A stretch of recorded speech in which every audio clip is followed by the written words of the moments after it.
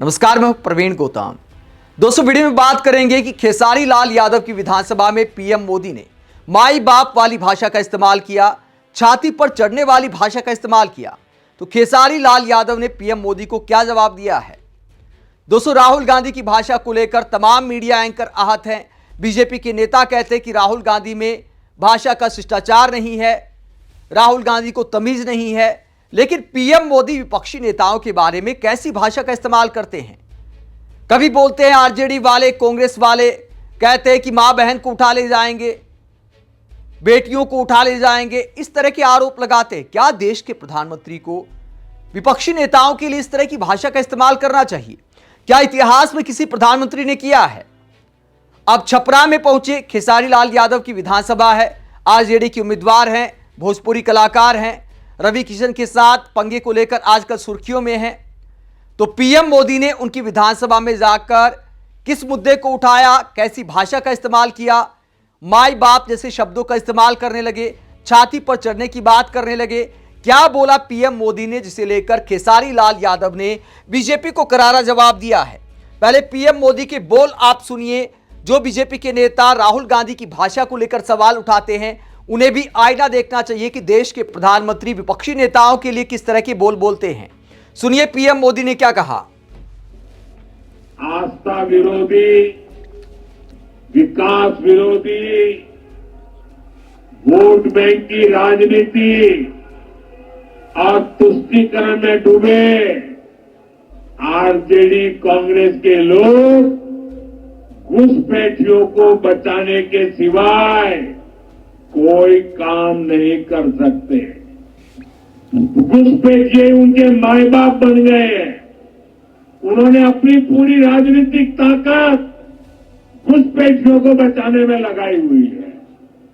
भाइयों बहनों, अयोध्या में इतना भव्य राम मंदिर बना, 500 साल के बाद 500 साल का इंतजार, अविरत संघर्ष, और तब जाकर के राम मंदिर बना। आरजेडी कांग्रेस के नेताओं को राम मंदिर के निर्माण से भी परेशानी है। आपने कभी ये आरजेडी वालों को, कांग्रेस वालों को राम मंदिर जाते देखा क्या अयोध्या में? नहीं, क्योंकि उन्हें डर है कि अगर वे अयोध्या में प्रभु श्री राम के दर्शन कर लेंगे तो उनकी वोट बैंक नाराज हो जाएगी, तुष्टीकरण का गणित बिगड़ जाएगा, एक घुसपैठिए उनके माथे पर चढ़ जाएंगे। मेरे नौजवान साथियों, आपके माता पिता के एक वोट की ताकत क्या थी, मैं आज आपको बताना चाहता हूं। आपके माता पिता के एक वोट ने, वो वोट की ताकत ऐसी थी कि बिहार को जंगल राज से मुक्ति दिलाई और बिहार को जंगल राज को बदल करके सुशासन की ओर ले गए। बिहार में शायद ही कोई ऐसा परिवार होगा जिसकी आंखों में जंगल राज की कोई न कोई भयावह तस्वीर ना छपी हो। तो पीएम मोदी बिहार की जनता को 20 साल पीछे ले जाते हैं, जंगल राज की याद दिलाते हैं। चलो, 20 साल पहले जंगल राज था, कानून व्यवस्था धराशायी थी, अपहरण और हत्याएं होती थी। तो क्या बिहार में एनडीए की सरकार ने, नीतीश कुमार और मोदी जी की सरकार ने जंगल राज से मंगल राज ला दिया?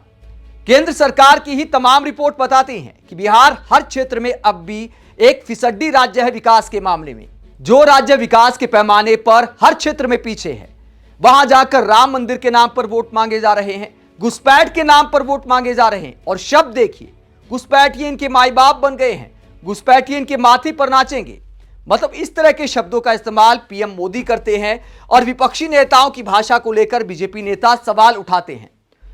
और घुसपैठ कितना बड़ा मुद्दा है बिहार में, देश के प्रधानमंत्री ये नहीं बताते कि बिहार में कितने घुसपैठिए पकड़े गए हैं, एसआईआर कराया, क्या आंकड़ा सामने आया है। बीजेपी नेताओं को दूध का दूध पानी का पानी करना चाहिए। देश की जनता के सामने आंकड़े तो रखिए कि कितने घुसपैठिए पकड़े गए हैं। हकीकत यह है कि बेकार का मुद्दा बनाया हुआ है। घुसपैठ कोई बहुत बड़ा मुद्दा नहीं है बिहार चुनाव में। बिहार की जनता के विकास के मुद्दे हैं, स्कूल, अस्पताल, पुल जो ढह जाते हैं, कानून व्यवस्था के हालात, तमाम ऐसे मुद्दे हैं जिन मुद्दों पर आज भी बिहार देश के तमाम राज्यों में फिसड्डी नजर आता है। और देश के प्रधानमंत्री 20 साल पहले की सरकार के नाम पर डराते हैं। अगर घुसपैठ हो भी रही है तो भी वो मोदी सरकार की नाकामी है। मोदी सरकार आखिरकार घुसपैठ रोकने में नाकाम क्यों है? अपनी ही असफलता को गिना रहे हैं और सोचते हैं सामने बैठी जनता मूर्ख है। सामने बैठी जनता को कहते हैं कि घुसपैठ तो विपक्ष वाले कराते हैं। घुसपैठ रोकने की जिम्मेदारी किसकी है? मोदी सरकार की। अब छपरा में जाकर पीएम मोदी ने इन सब भाषा का इस्तेमाल किया तो खेसारी लाल यादव ने क्या जवाब दिया है? खेसारी लाल यादव ने घुसपैठ, जंगल राज, राम मंदिर, इन सब मुद्दों को लेकर पीएम मोदी को एक इंटरव्यू में क्या जवाब दिया है? खेसारी लाल ने कहा, हम तो सबसे ज्यादा राम पे गाना गाए हैं। जितने उस दल में लोग हैं वो तो राम के गाने तब गाए जब राम मंदिर बना। हम उससे पहले गा चुके हैं। तो कहने से थोड़ी आप सनातनी हो जाओगे। अगर आपके दिल में किसी के प्रति श्रद्धा नहीं है तो जुबान से कितना भी सम्मान दे दो, उसका क्या मतलब है? हमारे मन में राम है, हमारे हृदय में कृष्ण है। आगे खेसारी लाल कहते हैं, लेकिन विषय यहां राम और कृष्ण का नहीं है। विषय है लोगों के इमोशन का, लोगों के रोजगार का और बिहार की बदहाली का। मैं यही सवाल हर एनडीए वाले से पूछना चाहता हूं कि जब भी बिहार में चुनाव आते हैं तब देखिए सनातन की बात होगी, राम की बात होगी, मुस्लिम की बात होगी, हिंदू की बात होगी, हिंदुस्तान की बात होगी, पाकिस्तान की बात होगी, मस्जिद की बात होगी, पर विकास की बात कोई नहीं करता। आगे खेसारी कहते हैं, फिर कभी जंगल राज की बात होगी। पिछले 20 साल से आप देख रहे हैं बड़े बड़े नेता आते हैं, भाषण देते हैं, लेकिन मेरा एक ही सवाल है, मंदिर बन गया, अब बताइए बिहार बना क्या? हम सनातनी है या नहीं, ये मुद्दा नहीं है। हमारे सनातनी होने से घर नहीं चलता, घर रोजी रोजगार से चलता है। हमारे बच्चे सिर्फ सनातनी होकर अपना भविष्य तय नहीं कर सकते। उन्हें पहले शिक्षित बनाइए, स्कूल दीजिए, फिर वो खुद जान जाएंगे कि सनातन क्या है। तो खेसारी यहां पर एक बड़ा सवाल उठाते हैं कि सिर्फ सनातनी कह देने से कुछ नहीं होता, सनातन क्या है यह जानना भी जरूरी है और यह जागरूकता आती है शिक्षा से। आगे खेसारी लाल यादव कहते हैं, मंदिर में बैठकर 2 शब्द बोल देने से कोई सनातनी नहीं बन जाता। इसीलिए मैं कहता हूं उन लोगों से पूछिए कि जंगल राज, मंदिर, मस्जिद, हिंदू मुसलमान की राजनीति छोड़कर आपने बिहार को क्या दिया है? बस अपना काम गिनाइए कि आपने किया क्या है। इसके बाद खेसारी लाल यादव कहते हैं, जंगल राज हमारे 20 साल के बच्चों के दिमाग में आपने ये शब्द भर दिए जिन्हें पता तक नहीं था कि जंगल राज होता क्या है। आज तक वही रट लगाए हुए हैं। लेकिन सच्चाई यह है कि अगर आप गौर करें तो अभी भी कहीं ना कहीं जंगल ही राज कर रहा है। फर्क बस इतना है कि उस समय व्यक्ति दूसरा था, वक्त दूसरा था। आज जो चुनाव लड़ रहा है वो आदमी दूसरा है, उसकी सोच अलग है, उसका नजरिया अलग है।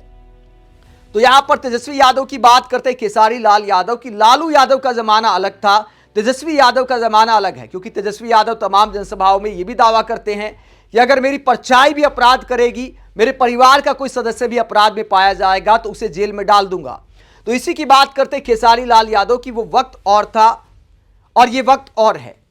आगे खेसारी लाल कहते हैं, कोई जरूरी थोड़ी है कि अगर पहले किसी के घर में कुछ गड़बड़ हुई तो अब हर नया आदमी भी गड़बड़ करेगा। नहीं, हर व्यक्ति की सोच, उसकी नीयत, उसकी प्राथमिकताएं अलग होती हैं। आज तेजस्वी जी रोजी रोजगार की बात करते हैं, पलायन रोकने की बात करते हैं, युवाओं को नौकरी देने की बात करते हैं, लेकिन आप एनडीए के किसी भी नेता से पूछ लीजिए, कोई भी नौकरी या रोजगार की बात नहीं करेगा, कोई पलायन रोकने की बात नहीं करेगा। वो सिर्फ और सिर्फ जंगल राज बोलकर लोगों को डराते रहेंगे। तो पीएम मोदी को खरे खरे शब्दों में जवाब देते खेसारी लाल यादव की पब्लिक को आखिरकार कब तक डराया जाएगा और डराकर कब तक राजनीति की जाएगी? बिहार के लिए आपने किया क्या है? खेसारी लाल यादव पीएम मोदी और नीतीश कुमार से हिसाब मांग रहे हैं। आप इस पूरे मुद्दे को लेकर और पीएम मोदी की भाषा को लेकर क्या सोचते हैं? कमेंट बॉक्स पर अपनी राय जरूर दें। साथ ही चैनल को सब्सक्राइब भी करें। नमस्कार।